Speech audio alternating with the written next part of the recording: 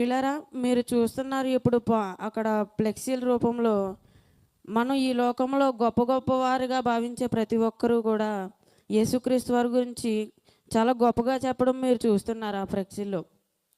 ప్రియులరా, అసలు మనం గొప్ప గొప్పవారిగా భావించే వాళ్ళందరూ యేసుక్రీస్తు వారి గురించి అంత గొప్పగా చెప్పడానికి కారణం ఏంటి?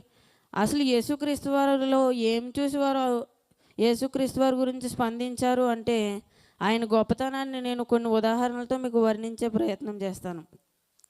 ప్రియులరా, యేసుక్రీస్తు వారు పాటల రచయిత కాదు, ఆయన పుస్తకాలు రచించే ఒక రచయిత కాదు ప్రియులరా. అయినప్పటికీ ఆయన రచయిత కానప్పటికీ ఆయన గురించి రాయబడిన పుస్తకాలు చాలా ఉన్నాయి, ఆయన గురించి రాయబడిన పాటలు కూడా చాలా ఉన్నాయి ప్రియులరా. ఇక ఆయన విద్యావేత్త కాదు ప్రియులరా, అంటే ఆయన చదువుకోలేదు. అలానే ఆయన వైద్యశాస్త్రాన్ని పఠించలేదు, ఆయన డాక్టర్ చదవలేదు ప్రియులారా. అయినప్పటికీ ఆయన చదువుకోలేనప్పటికీ ఆయన గురించి బోధించే విద్యాశాలలు ఈ ప్రపంచంలో చాలా ఉన్నాయి. ఆయన ద్వారా స్వస్థపరచబడిన ప్రజలు చాలామంది ఉన్నారు. ముఖ్యంగా దేవుని వాక్యం చేత ఆయన చాలామందిని బాగు చేశారు ప్రియులారా. ఇకపోతే మూడోది, ఆయన యేసుక్రీస్తు వారు యుద్ధం చేయలేదు, తోటా పేల్చలేదు. కానీ ఒక పోలీసు దొంగ ముందు గన్న పట్టుకుంటే దొంగ ఎలా అయితే చేతులు పైకెత్తేస్తారో అలా యేసుక్రీస్తు వారు ఏం చేయకపోయినా ఈ లోకంలో ప్రపంచంలో ఉన్న ప్రతి ఒక్కరూ ఆయన ముందు చేతులు ఎత్తేసారు ప్రియులారా.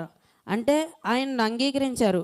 కానీ అలా అంగీకరించిన వారిలో మనం కూడా ఉన్నాం. కానీ మనం గమనించవలసిన విషయం ఏంటంటే, మనం ఒకరిని నమ్మితే సరిపోదు, నమ్మిన వారు బ్రతికినట్టు మనం కూడా బ్రతికి నిరూపించాలి. అంటే యేసుక్రీస్తు వారు ఎలా బ్రతికారు? ప్రేమగా, క్షమించే తత్వంతో, సమాధానంగా ఈ భూమి మీద ఆయన బ్రతికాడు ప్రియులారా. ఏ పాపం అంటించుకోకుండా యేసుక్రీస్తు వారు బ్రతికారు. అలానే మనం బ్రతికి నిరూపించాలి. కానీ మనం బ్రతకలేకపోతున్నాం.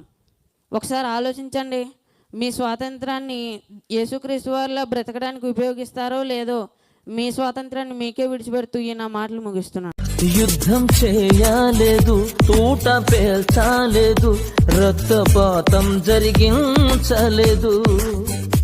అయినా యేసు వైపు ఎత్తబడిన హస్తాలెన్నో, అయినా యేసు వైపు ఎత్తబడిన హస్తాలెన్నో. ఈయనను అనుసరించే పాదాలెన్నెన్నో, ఈయనను అనుసరించే పాదాలెన్నెన్నో. ఎవరి యేసు తెలుసా నీకు? సర్వ శరీరులకు దేవుడు.